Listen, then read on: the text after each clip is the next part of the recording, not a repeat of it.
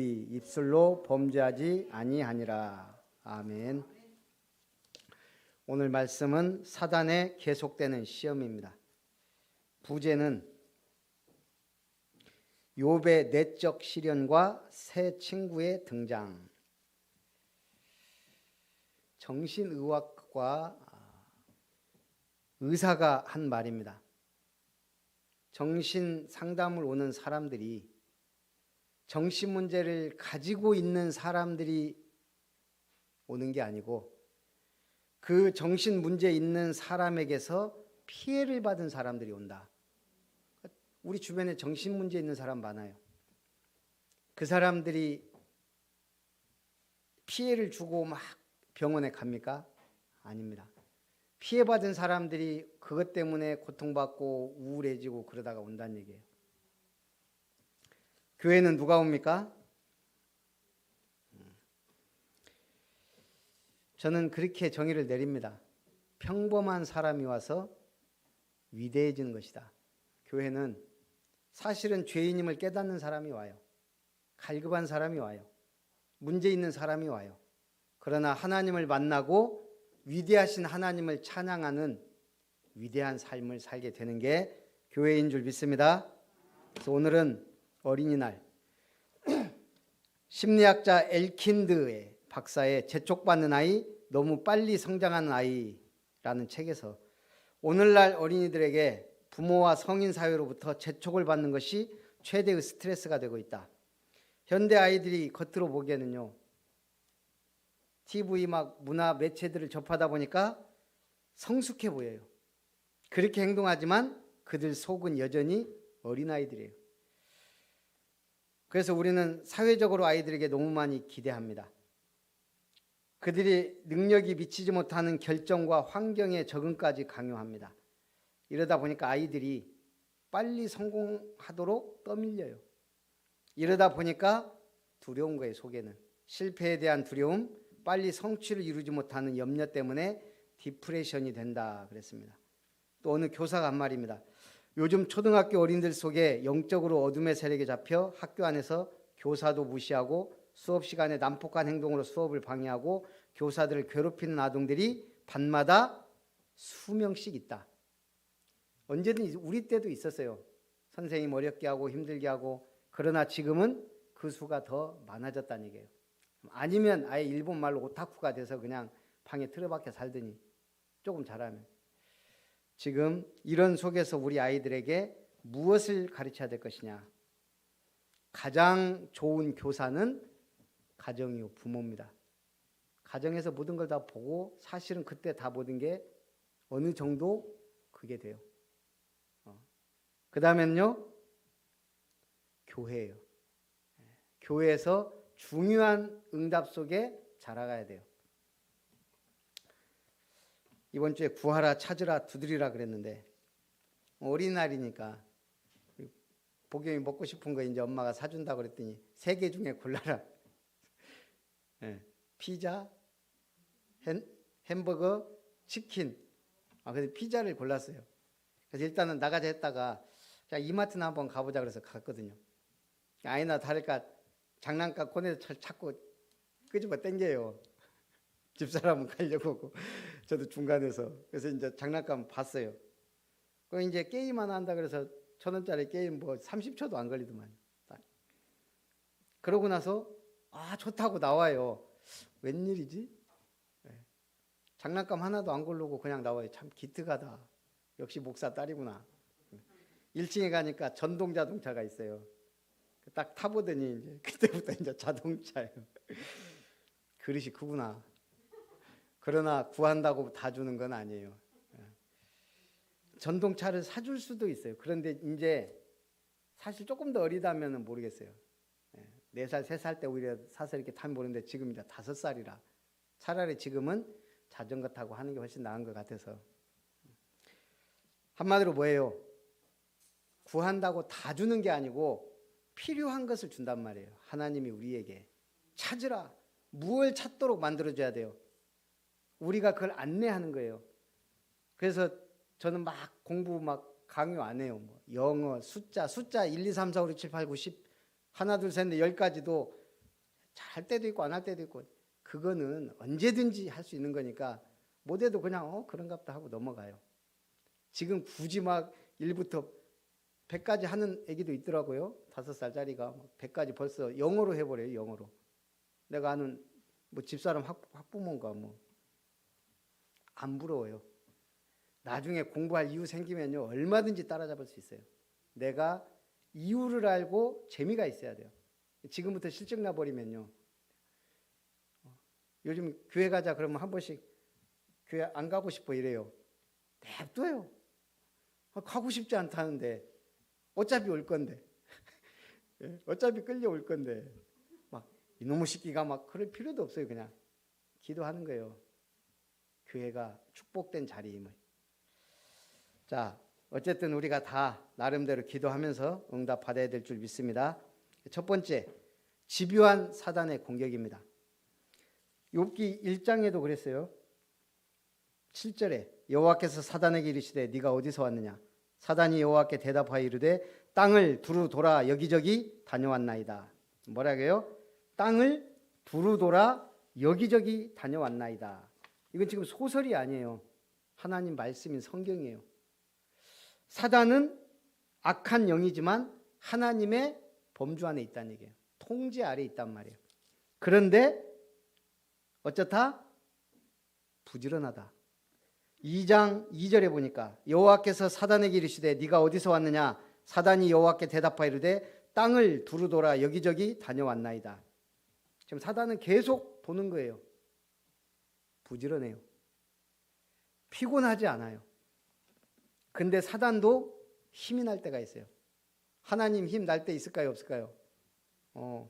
늘 불신앙하고 원망하고 불평하면 하나님도 화나고 오직하면 나는 질투하는 하나님이다. 소멸하던 불이다 그랬겠어요. 하나님은 언제 힘날까요? 믿음의 사람들이 언약 붙잡고 기도할 때, 감사할 때, 전도할 때 하나님은 기뻐하세요. 성령이 막 힘이 나요. 그럼 마귀는 언제 힘이 날까요? 사단은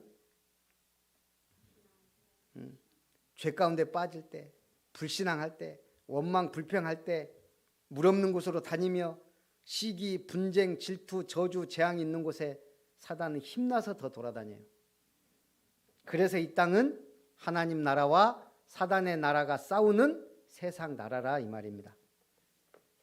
일단 우리가 기억할 것은 마귀는 부지런히 돌아다니며 집요하게 공격한다는 사실입니다. 뭘 공격해요? 사단이 인간 사는 땅을 부지런히 돌아다니는 이유는 딱 하나예요. 하나님 모르도록, 구원 못 받도록, 교회 무너지도록, 성경 없애도록. 한마디로 지옥 백성 많이 만드는 게 사단의 습성이자 체질이자 목적이에요. 그래서 우리는 뭐 해야 돼요? 깨어 기도하라. 새벽 기도 하죠. 새벽 기도를 줌으로 하긴 하는데 무속인들 새벽 기도라고 해야 되나? 어떻게 할까요? 무속인들. 아셔요? 그것도 찬물로 목욕제기 하고 산에 올라가서 옷 정갈하게 한복 입고 가서 하는 걸로 알고 있어요. 예. 제가 얘기 안 하려고 그랬는데 오늘 새벽 기도하는데 한 권사님이 오래간만에 들어왔어요. 아니나 다를까 막 잡음이 막 계속 생기고. 자, 찬송하시겠습니다. 그럼 일어나서 어디 가서 또 찬송가 갖고 땡땡이 바지, 그 수면 바지 입고 내가 한번 얘기를 해야 되겠다 싶어. 그래서 새벽 기도예요. 예. 줌에 딱 들어오기 전에 성경 놓고 딱 앉아서 내가 정신이 없어. 32분인가 3분에 들어왔는데 한 2, 3분은 아무것도 못해. 한 게 너무 감사한데 하다 보니까 제가 무속인들 새벽기도 하는 거 우리가 참고는 하자 이 말이에요.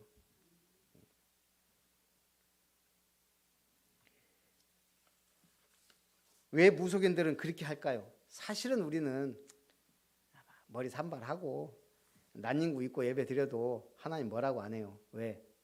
하나님은 그릇이 크니까. 근데 무속인들은 귀신을 섬겨요. 귀신들은 뭐예요? 더럽고 악하고 속이 좁아요. 귀신이 삐지면 그 사람 골치 아파요. 무속인도. 그게 다르단 말이에요. 우리가 믿는 하나님은 너그럽고 긍휼이 많고 사랑이 많고 기타 등등. 자, 사단은 어리석은 존재가 아닙니다.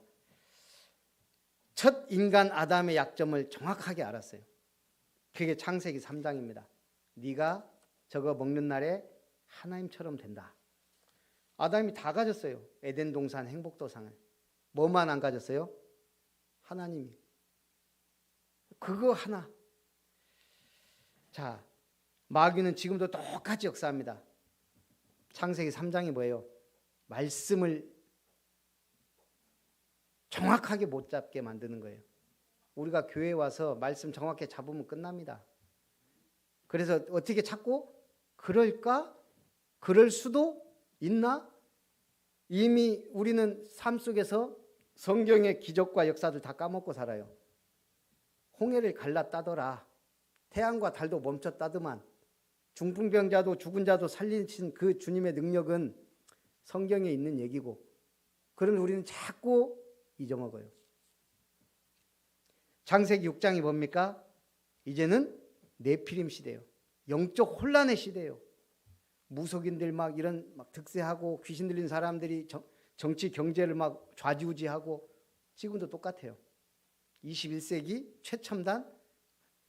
저는 요즘에 좀 신기한 게, 제가 지금 2021년을 살고 있다는 거. 1900년대, 1800년대가 아니지, 1980년대, 90년대 살면서 영화를 보면 2020 막 이런 거 나왔었어요. 어떻든가요? 막 꼭 우주에 사는 사람들 막 우주복 같은 거 입고 막 차도 막, 그때에 비하면 지금 그렇게 못 사는 것 같아요. 옛날 우리가 1990년대나 막 80년대 2010 몇 년, 2020년, 2030년 하면은 어마어마한 막 미래에 막 그런 것 같지만, 우리 지금 사는 거 보면 많은 부분이 그러면서도 그렇지 않은 것 같아요. 그러나 중요한 건 뭐죠? 아무리 발전해도 사람은 영적인 존재예요.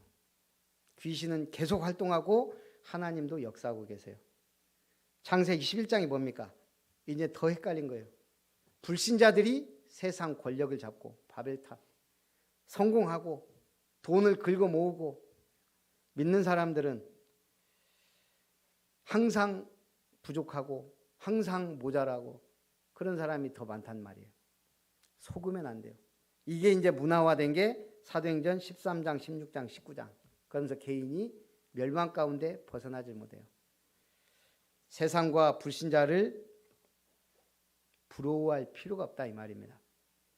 잠시 있다 없어지는 거. 자, 그래서 사단이 주는 내적 시험입니다. 육체의 고통을 주었습니다. 욥기 1장에 사단은 물질과 같은 외부의 것을 빼앗아도 넘어지지 않는 욥에게 그 다음 단계로 육체의 고통을 주는 시련을 줍니다. 인간은 육신과 영으로 구성되어 있습니다. 뗄래야 뗄 수가 없습니다. 영이 병들면 육신은 힘을 못 써요. 영이 건강하지 않으면 육신도 이상한 짓을 하게 돼 있어요. 뗄래야 뗄 수가 없습니다. 그래서 우리는 육신을 초월할 수 있는 능력을 받아야 돼요. 그게 성령의 능력입니다. 자, 여기에 욥이 가장 의지해야 될 사람이 떠납니다. 누구예요? 아내. 그 아내가 뭐라고 하고 떠나요? 네가 믿는 하나님을 욕하고 뒤져라.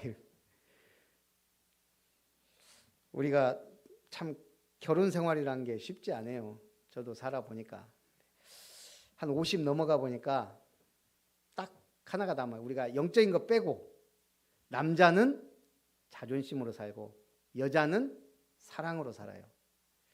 그것만 잘 해주면 그냥 죽을 때까지 사는 거는 큰 문제가 안 돼요. 여자분들은 어떤 여자가 좋은 여자냐? 남자의 자존심을 살려주는 여자예요. 잔소리를 많이 한단 말은 한마디로 자존심 긁지 말라 이 말이거든요. 그래서 하여간 그걸 잘 지혜롭게 해보시고, 여자는요, 사랑받는다는 느낌을 받으면 돼요. 남자가 그거 어렵거든요. 그래서 둘 다 어려운 거예요. 여자가 모자란 남편 계속 기 살려주는 거 어렵습니다. 그걸 잘하는 여자가 좋은 여자고 현명한 여자예요. 그걸 제일 잘할 수 있는 게 뒤에서 기도하는 거예요.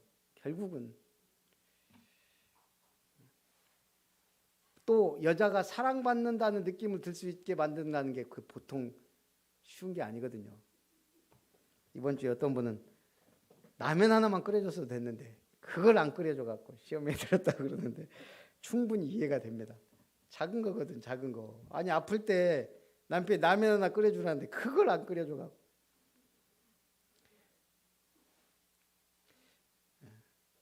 그래도 살려줘야 돼요.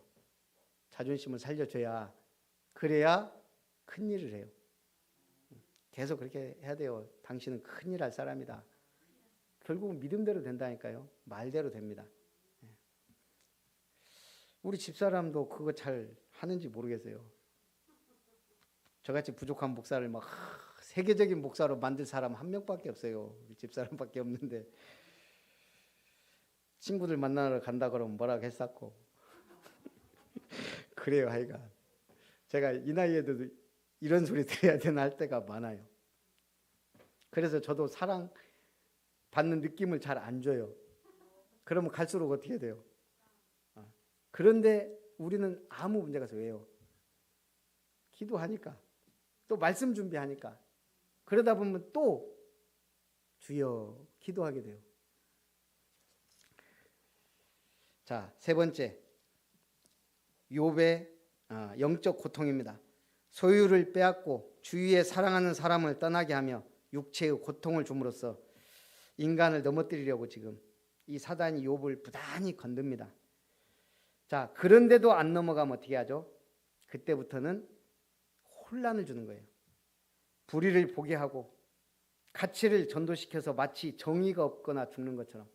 자, 코로나 사태에 제일 심각한 게 뭐죠 지금? 교회도 세상하고 똑같이 고통받는다는 거예요. 불신자들이 볼 때는 교회는 좀 특별해야 되거든. 오히려 교회발 코로나 확진자가 더 많고 막 그래요. 제일 무서운 전략이 뭐냐? 믿어봐야 별거 없네. 뭐 교회도 그러네. 주변에 막 잘 믿는 것 같은데 넘어져요. 속으면 안 돼요. 속으면 똑같은 게 아니라 이 말입니다. 물론 교회가 잘못할 수도 있고 교회도 문제 터집니다. 그것 때문에 하나님을 판단하고 믿음이 약해지면 안 된다는 얘기예요. 오히려 더 기도하고 더 하나님 앞에 나아가는 게 성숙한 신앙이에요. 그래서 세상 사람들이 교회가 왜 그냐 그러면 머리 긁으면서 그러게 말이야 그러면 안 돼요. 우리는 항상 얘기할 대답을 준비하고 있어야 된다고 성경은 말하고 있어요. 그럼에도 하나님 살아계신다. 예수는 그리스도 모든 문제의 해결자 맞다. 성령이 역사하시면 당장이라도 전 세계 코로나 끝낼 수 있다. 믿음으로 고백하세요. 그러다가 코로나 걸렸다. 나는 죽어도 좋다. 천국 간다. 이런 믿음이 있어야 걸려도 괜찮고 죽어도 괜찮고 살아도 괜찮고 이 정도 믿음이 있어야 불신자가 봐도 저 양반 믿는구나. 세상 사람들하고 우리가 똑같아서는 안 돼요. 생각이 달라야 돼요. 믿음이 다른데. 자, 새 친구가 등장합니다. 욥이 끔찍한 역경에 처하게 되었다는 소식을 듣고 욥의 새 친구는 욥에게 달려왔습니다. 엘리바스와 빌닷과 소발입니다. 전부 다 믿는 사람입니다. 자, 이 세 사람은 본서의 내용을 이끌어가는 중요한 인물들입니다. 그런데 이 세 사람이 욥의 처한 상태를 보고 며칠 동안 침묵한 줄 아세요?